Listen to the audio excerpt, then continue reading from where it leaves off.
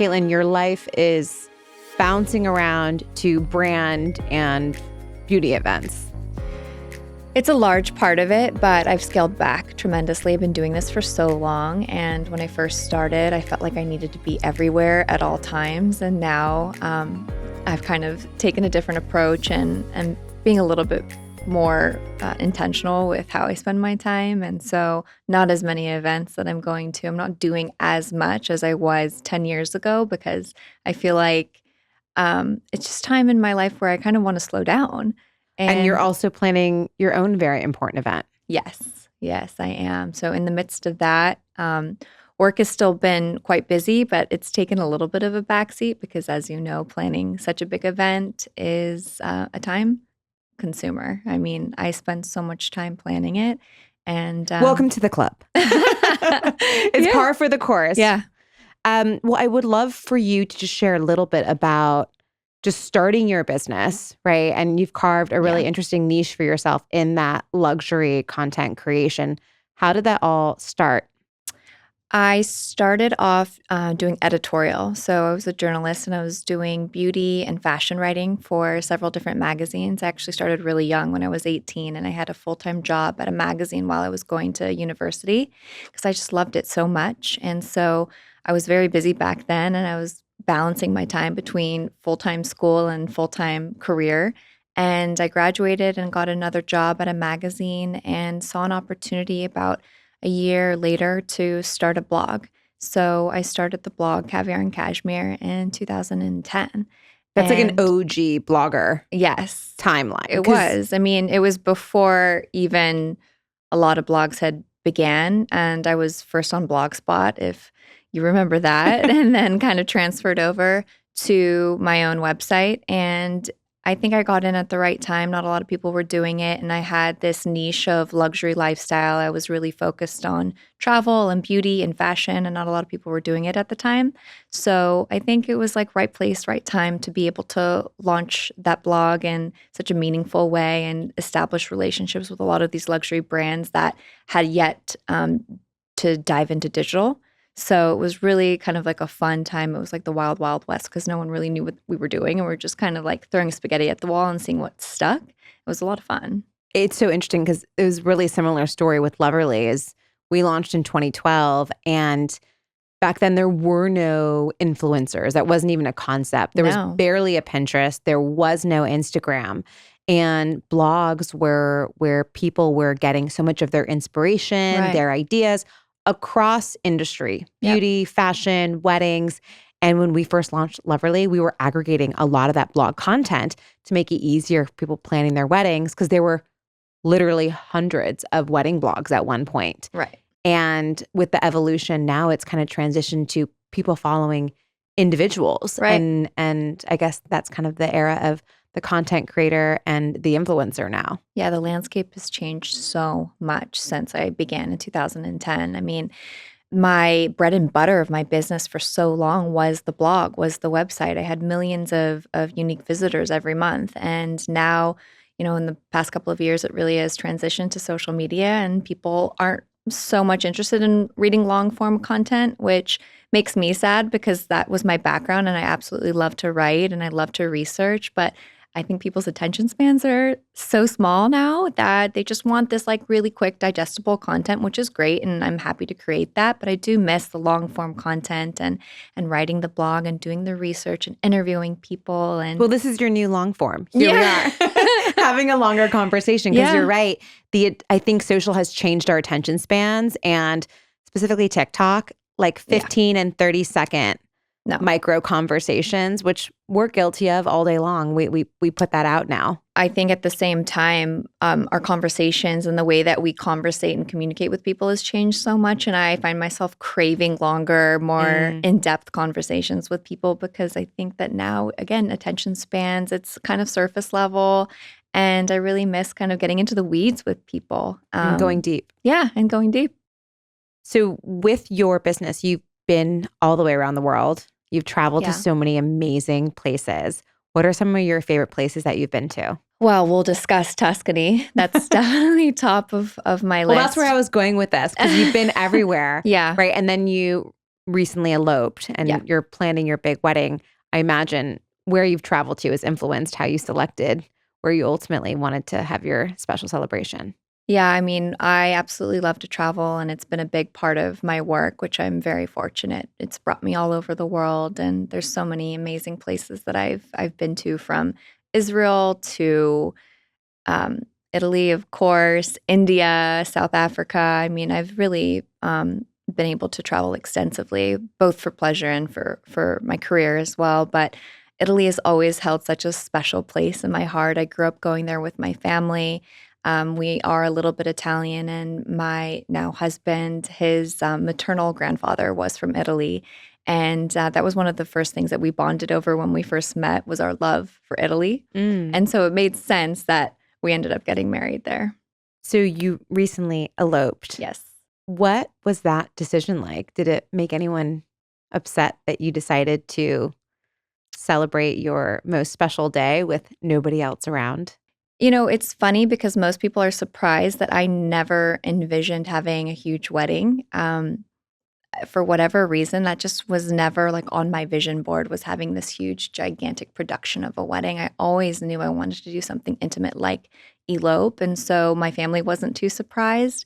I would say that my husband's family was a little surprised because they are a little bit more traditional. They're from the Midwest. Weddings are these big, productions that people look forward to. And I completely understand that. So when we first got engaged, I kind of knew in my head what I wanted to do, but I wanted to be fair and explore the option of having a wedding. So we did that exercise, and we did a lot of research. My husband's very good at Excel spreadsheets. He had everything organized, and we must have spoken to 50, 60 different venues at first. Wow. Within a matter of 3 weeks. And we had a whole Excel spreadsheet of all of the information. We weren't using Planner at the time. We just said, let's get all of this information and research out of the way and decide what we want to do. And about like 3 or 4 weeks in, after doing all this research, we were literally looking all over the world. I mean, a castle in Ireland to like a safari in Kenya to like this really, really remote hotel in Mexico. And nothing felt right. And then we started talking to people. And as I'm sure a lot of people can commiserate with family, friends, oh, I'm not available on that date. Oh, that's really, really far to make it. And so we just looked at each other. We're like, this isn't fun. Like, this is more stressful than it is fun. And I think this should be fun. So let's scale it back and try to figure out what we want to do and then kind of reverse engineer. And we really just, our hearts were leading us to Italy. And we just decided, let's elope in Italy and have a beautiful ceremony there and then throw a party. Amazing. And that's what we ended up doing. But our families were both very close to them, and we wanted them to be involved. So we ended up having a civil ceremony before we left for Italy. And it was beautiful with just our parents. And we did it at the Hotel Bel Air here, another favorite place of ours. So they were able to see us exchange vows and get that legal paperwork done before we left for Italy, just us two. That sounds like kind of a nice mixture of Yeah. having your family, having your intimate moment, and you still are going to have what sounds like maybe a blowout party.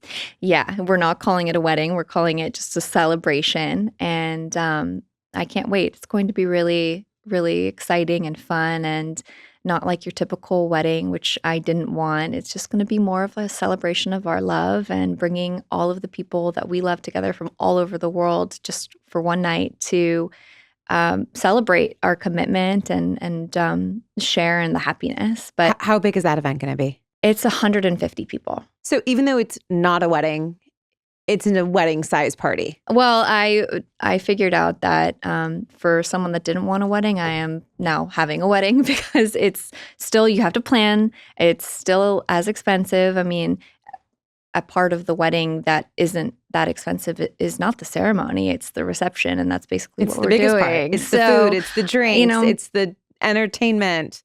But it's all going to be worth it in the end. And for me, it's the perfect happy medium. I think I got to do everything that I wanted to do. And he's really happy with the decision that we made. And I think that it's a lot less pressure for me for whatever reason, since the big parts are over. we were legally married. Now it's just time to have fun and celebrate. Well, I saw some of the teasers of the elopement on social. You were kind of giving some glimpses on your stories as it was happening. And Loverly, we're going to feature the whole thing, and we'll be able to share kind of the gallery and all that stuff. But walk us through the planning of that, because it still was very beautiful. You had a gorgeous custom dress that was made. You clearly had an incredible photographer. The venue was stunning. Yeah. You kind of checked all the boxes, just minus the people. Walk us through the planning. I checked all of the boxes that I cared about. And it's not that I didn't care about having people there, but the most important things for me was being in a beautiful location that we could both come back to year after year. And choosing a location like that, we chose to do it in Tuscany at the Rosewood Castiglione del Bosco, which is a beautiful, beautiful property. Lots of history there. It used to be owned by the Ferragamo family. It's just impeccable. Like every single corner of this property is pure magic. How did you discover that? Had you been there before? I had been there before, and I just knew that I would come back and it would be for a special reason, and it was. So we kind of immediately knew that once we landed on doing it in Tuscany, that's where we would do it. And I knew that I wanted it to still be a really special, beautiful day. I didn't want to cut any corners. So we got the flowers, I got the big custom dress, we got the officiant, the photographer, and we really didn't spare any details or expenses on that day, which ended up being just like the most magical day of my life. It was so perfect from start to finish and went off surprisingly without a hitch. You are so aesthetically driven, right? That's part of your everyday life. How did you hone in on the photographer? I feel like that's such a big part of telling your wedding day story. Well, for the photographer, I knew I wanted to use someone that I had used before and that I was comfortable with, and that Stefan, my husband, was also comfortable with, because that's not his job. He's very good looking and handsome, and you wouldn't know that he's not a model, but he's not a model. He's not very comfortable in front of the camera. And most men aren't, by the way. No, but he's getting really good at it. And I wanted someone that he was comfortable with too. And there's a photographer named Aria who is local here in LA, OC. And I knew that he would be the person for us. So we asked if he'd fly out, and he did. And so we used him for both photo and video. He's so talented. He's an editorial photographer. He doesn't do many weddings, but that's kind of the aesthetic that I wanted, was more editorial. And it was perfect. He did such a good job. And just because it was only us two, he was able to capture photo and video. And we didn't really even notice when he was switching between back and forth. So it worked out really well. So you flew in photography. You mentioned florals. Yes. So how did you find a florist in Tuscany? All of the other vendors were local. And I did a lot of research online, a lot of research on Instagram, and I found this beautiful florist. She was local and created such amazing, magical work. So I contacted her, and that was pretty easy. And she did my bouquet and his boutonniere and the table set up for our reception dinner, just us two. But it looked like a full wedding setup, just the beautiful table. So only you and your now husband were present, besides the officiant? Officiant and photographer. Yeah. It was just us. So, and the hair and makeup as well, who I found locally too. And they ended up being incredible. I found them online, fell in love with their work. It's like a couple that works together, a hairstylist and a makeup artist. And we had a couple of video calls, and I just felt really comfortable with them. They understood the vision that I wanted, and they showed up, and it was like we had known each other our entire lives, except the makeup artist didn't speak much English.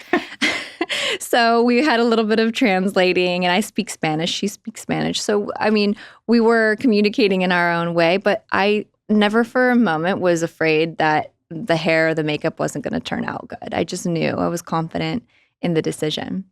Amazing. Yeah. And then the dress, of course, as you mentioned, was custom. Yep. So first of all, how did you choose the designer? What was the design process like?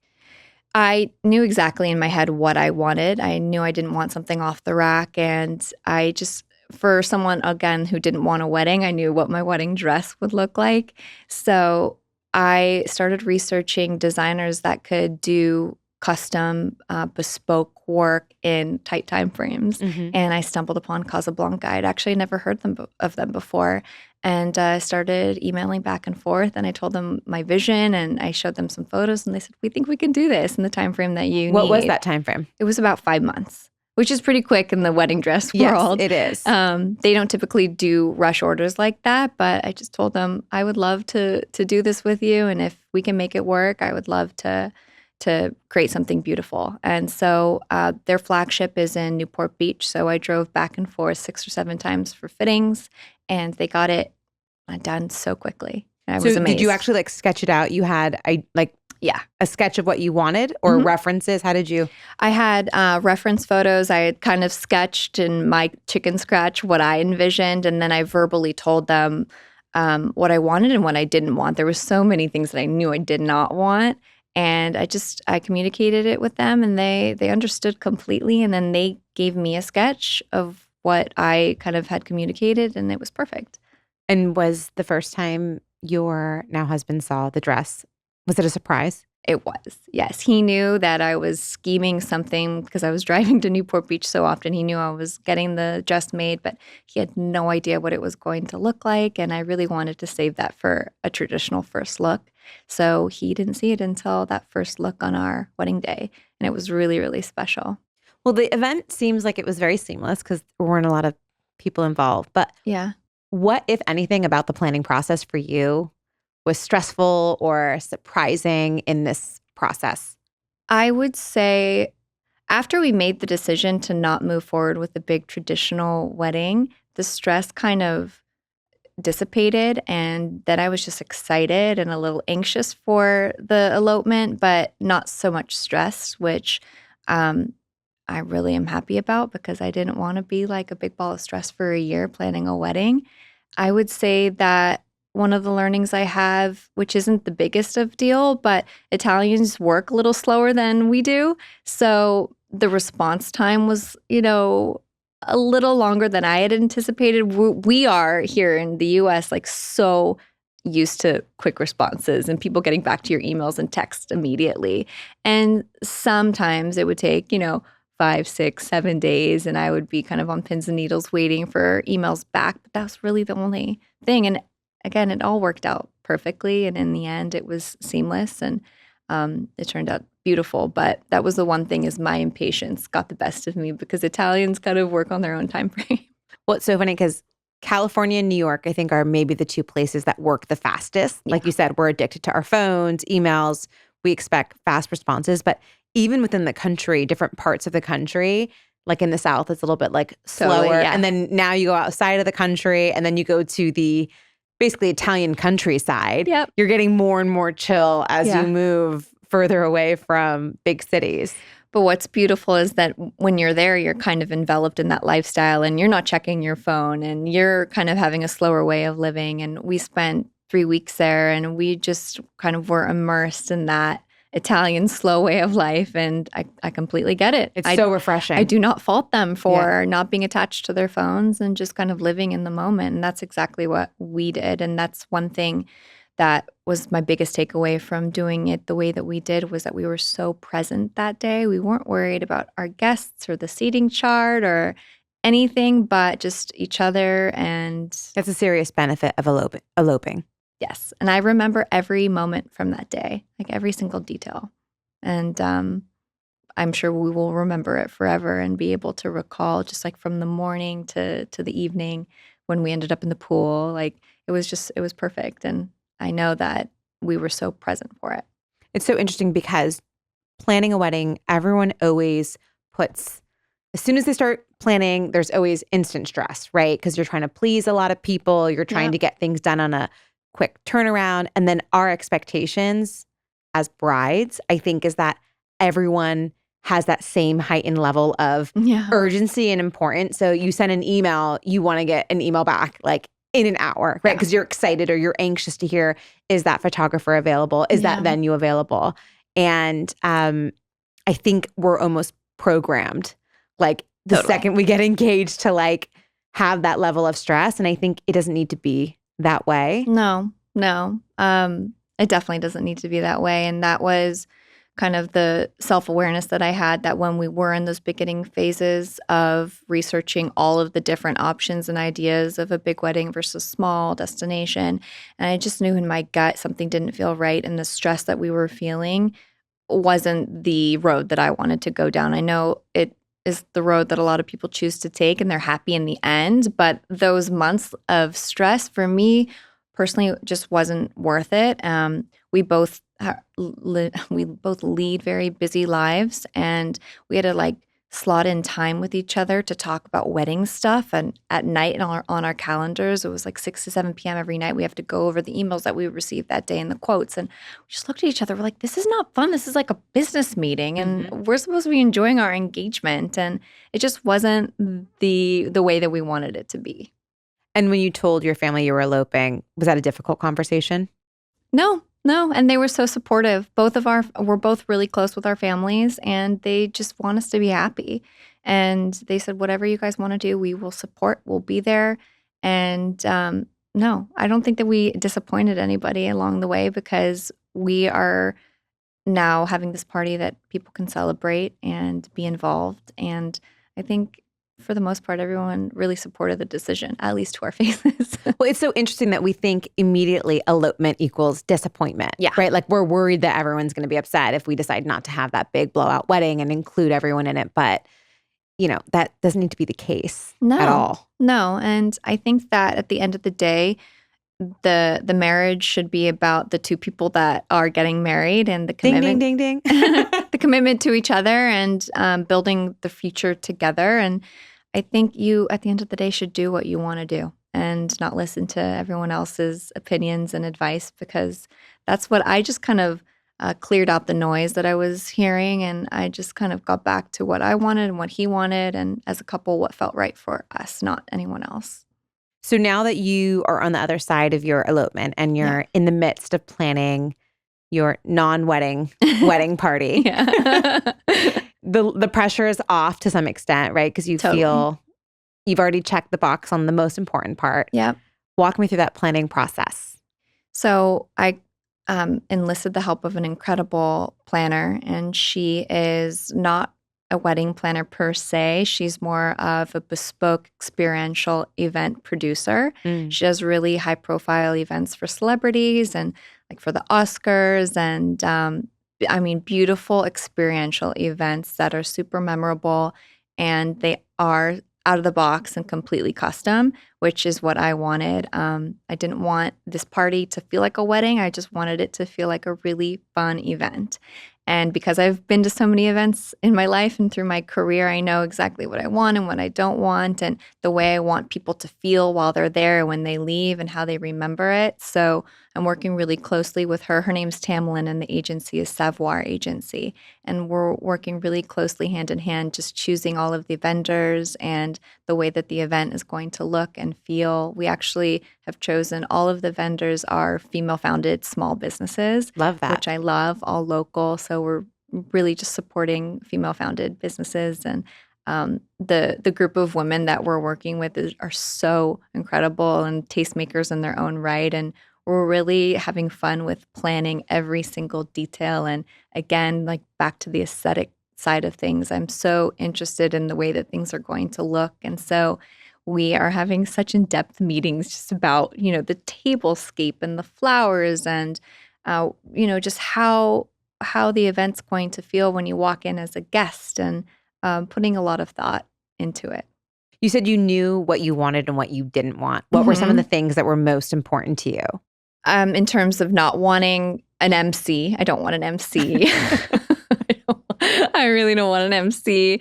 I don't want cheesy wedding music.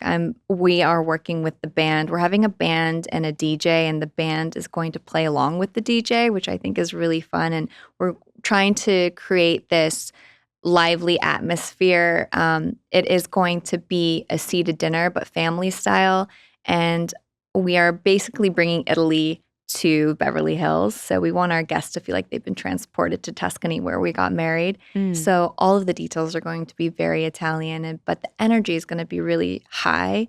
And so we're working with this band to really curate the playlist to make sure every single song is top notch and things that people will enjoy and like dancing to. And we don't want like the sit down formal 3-course dinner. We're going to do more family style where people can get up and they can dance in between the courses and just be like really energetic and fun.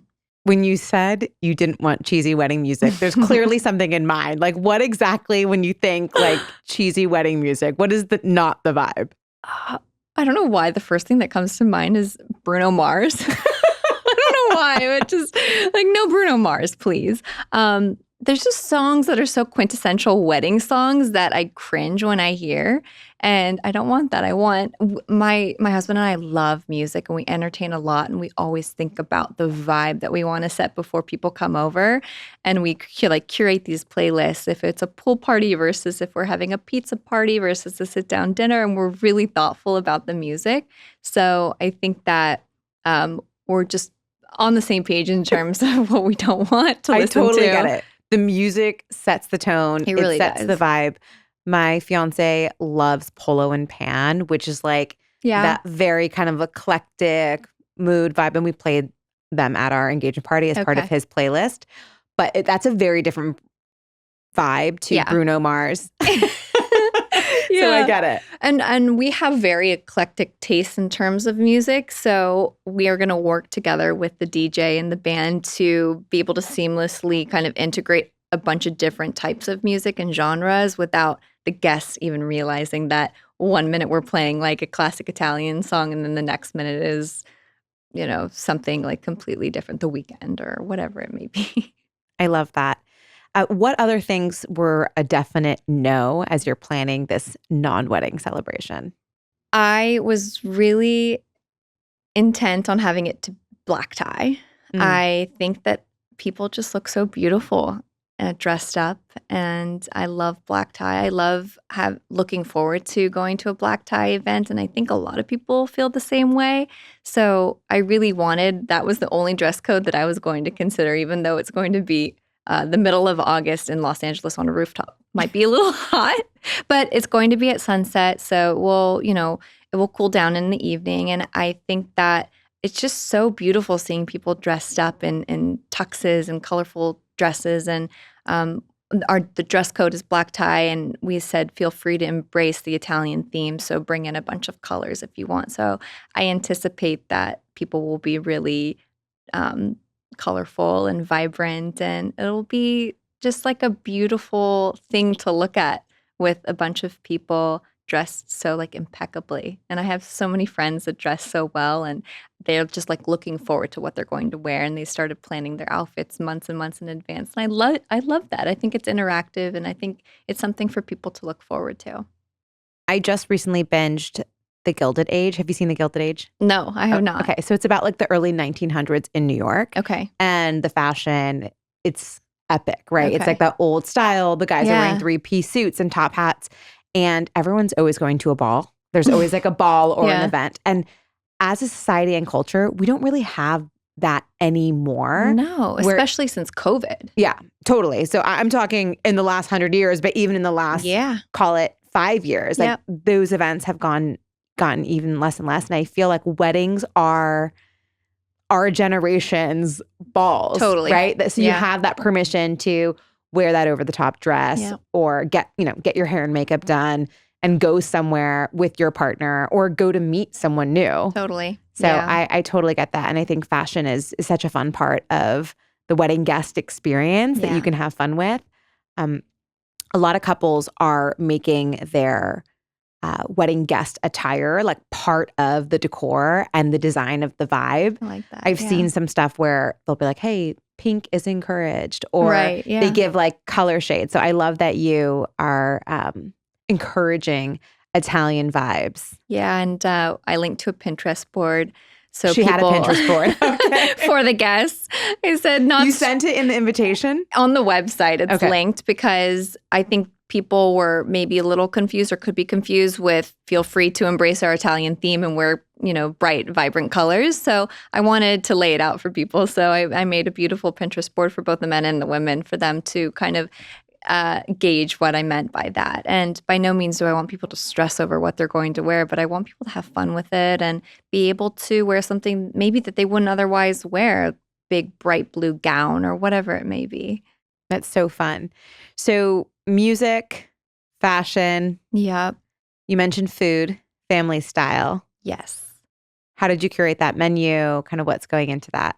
So Stefan and I host pizza parties very often at our house. So we kind of wanted to continue on with that tradition. So Dante is catering the event. It's at the top of the Mayborn Hotel, which is a beautiful rooftop in Beverly Hills. And Dante is the restaurant on top. And we're taking over part of Dante and then the entire rooftop pool deck of the Mayborn. And we are catering it as if we're in Italy. So lots of pizza, lots of pasta, like tableside pasta and the big cheese wheels, and then the desserts like sorbet in lemons, like lemon sorbet straight out of lemons. Lots of tiramisu and just a classic Italian food. But I don't want anyone to go hungry. I've been to a lot of weddings where it's been a 3-course meal and I leave actually starving, quite hungry, yeah. Go to In-N-Out afterwards. I don't want people to do that. I want people to be well fed. And I think that we're really going to be able to accomplish that because it's going to be a lot of food on the table. I love that too. Food is so important. And it really is. At our engagement party, we had my dad was like adamant that there was going to be so much food. And when I say the amount of leftover food that we had was like we could have fed like 3 times the people. Yeah. But I think you're so right. Oftentimes people go to weddings and they're dressed up, they're excited, and they're also starving. Yeah. And then the food is like a portioned, kind of small 3-course, and they're still starving. Well, food is just such a big part of both my husband and I's life. We love to cook. We love to, as I said, host at our house and grill and do pizza parties. And I think food is just an expression of love, and I want everyone to remember that meal. I can't tell you 3 years ago, the wedding I went to, what I ate, but I know people will remember what they ate at this party because it's going to be fantastic Italian family-style food. And I think that family-style also, it helps conversation and people meet each other because if, you want to try something that's down the table, you kind of ask someone to pass it, and it's interactive, and it's just less formal, and I think it's a way to have a conversation starter as well. What about fashion? So you had your custom dress for your elopement. What are you going to wear to this party? Your non-wedding? My non-wedding dress. It's funny. I don't know. I do not know, and it's a month away, and I still have no idea. I was so steadfast in what I wanted to wear as a wedding dress. But for this party, I'm like, I have no idea. Is it going to be white? It's going to be white, but I don't want it to be a wedding dress, but I still want it to be white and a gown. And when you put white and a gown together, that's a wedding dress. So I'm having a little bit of trouble finding something, but I want it to be really unique and fun. I might do a second outfit change for dancing. But again, like this is me having no pressure, which feels so nice. Like, it's not the wedding dress. But just FYI, the clock is ticking. You do need to pick out an outfit pretty soon. I know. Again, have a Pinterest board, but nothing is speaking to me yet. But I know it will soon. And if I've learned anything in this process is when I set my mind to something, I get it done. And so I'm confident. You're relaxed. Yeah. I'm seeing that. If you would talk to any bride who had not selected their dress, like 30 days before their wedding? Yeah. I feel like meltdown would be appropriate. I know. Super chill. I know everything is going to work out the way that it's supposed to. And that's kind of just the motto that I have in life. I don't sweat the small stuff. And I know that everything that's meant to be will be. So the dress will magically appear and it will be perfect. Are there any surprises that you're organizing for your guests or things that people might be? We've been really thoughtful about how we want the guests to experience the event, and we want to make sure that they feel appreciated and that we're really grateful that they have flown across the country, some across the world, just for a night of celebration that's not even a wedding. So we're really brainstorming. Tamlin and I are trying to think about ways that we can make the guests feel seen and heard and special. One thing that has come to mind, which I saw at a different event. It wasn't at a wedding, but it was at a brand event that I went to as a fashion illustrator. And she's so talented and she illustrates people's outfits. And because everyone will be dressed up, I think that could be a really nice touch. So I might try to find this illustrator that I met at an event to illustrate people's outfits. It's so cute. Which would be a great takeaway. And there are some other things up our sleeve that we're talking about that could be really unique and not wedding vibes, but just kind of experiential, bespoke experiences that people can take away and really leave the event and say, wow, that was a lot of fun. What wedding-ish elements are you going to have? I will be in a white dress, TBD which dress. Stefan will be in a tuxedo. And I think we might have some speeches. So we might have maybe 3 or 4, not an extended amount of speeches. I don't want to bore people to death, but kind of cherry picking people that we think could deliver really funny speeches and kind of speak to us as people and us as a couple. So that's pretty traditional, I think, but we're not going to have a first dance. We're not going to have an MC announcing us as a couple. We're actually going to be present. No MC. She does not want an MC. We will be present at the cocktail hour because we don't need to do those photos. I am having a photographer and a videographer. We're actually using people that aren't wedding vendors per se. They're editorial videographers and photographers. And the photographer that we're using, I'm really excited about because he's shot some big campaigns. And we might set up like a portrait studio for the guests so they can have their own little photo moment if they want. But besides that, like nothing else is really going to be typical wedding. It's just going to be like a big party. When you get rid of the pressure of the flow of a traditional wedding, so getting ready, a ceremony, a cocktail hour, all of those things, then you can kind of peel back. Totally. And you can allow yourself to have fun with different types of vendors.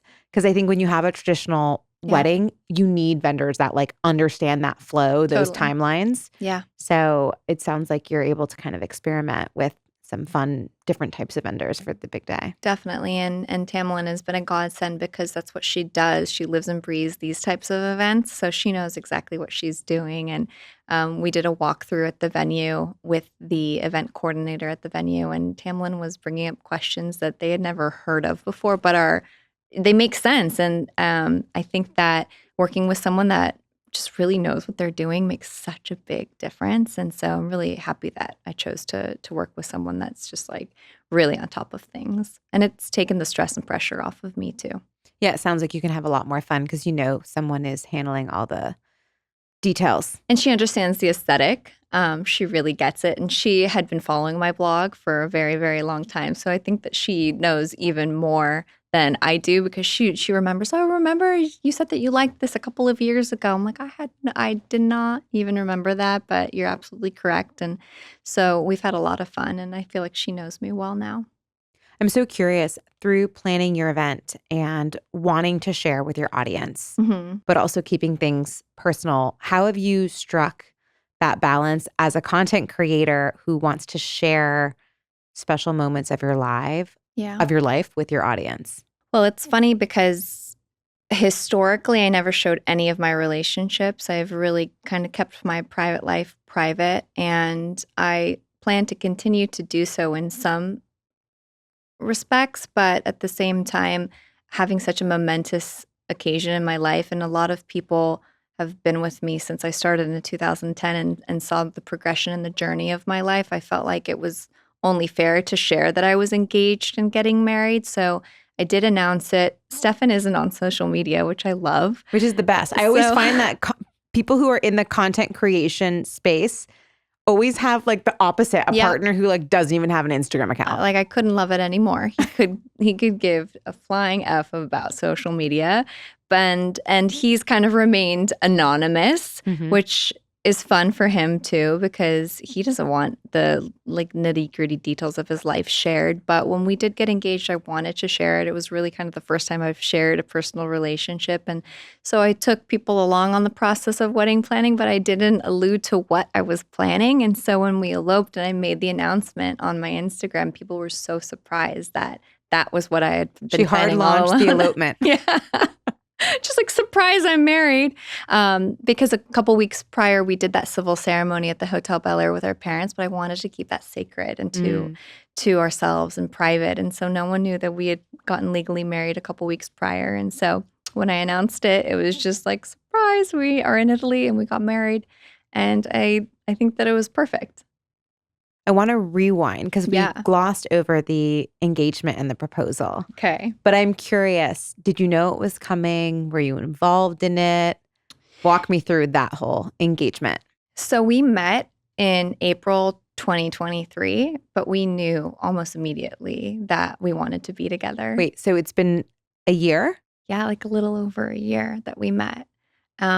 We met and we just kind of knew right away. He told me on the first date, I'm going to marry you. And that was the first time I didn't think that was a psychopath. I was like, you know what? You can try. You can definitely try.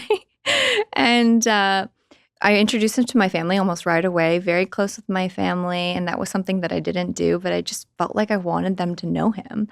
And I learned later on that he had asked my dad for my hand in marriage only 3 weeks after we had met. He said, I'm going to marry your daughter. I hope that's okay with you, but I love her. And so they kind of like kept that a secret between each other, between themselves for a very long time until he proposed. And I knew it was coming because we had discussed rings. He had asked me because he knows I'm very specific and I know what I like and what I don't like. So he was smart enough to get that information and I told him exactly what I wanted. And he went and he got it custom made at a jeweler in Beverly Hills and he nailed it. But I didn't know it was coming or when it was coming. And he ended up proposing. We took a walk on the beach in Malibu where I grew up. And we do that quite often with the dogs. So I didn't think anything of it. It was just like a beautiful Saturday morning in December. And he made it really intimate and private, which I wanted. I had told him, I said, if you ever propose, don't have my friends and family hiding in the bushes. I don't want anyone popping up and surprising me. I just want it to be us two. And so that's exactly what he did. But he planned it perfectly because it was around the holidays and his family was coming the following weekend. So we were able to celebrate the following weekend with all of our family, and it was really special. And did you have someone there to capture the photo, or was it just actually you two? No, it was just us two. It was just us two on the beach. And then we had an engagement shoot with the photographer that shot the wedding a couple weeks after. And I didn't even announce that I was engaged for about 2 weeks. I just kind of wanted to keep it to ourselves and soak in the happiness without, having to announce it. And I really enjoyed being able to tell my friends and my family and the people closest to me in person before I kind of announced it on my social media. I think it is really important, anyone who is planning to get engaged, to have that conversation with their partner because to me, there's nothing worse for me personally to be in a public place, like on a big screen with like a bunch of people watching. Like I would die. Yeah.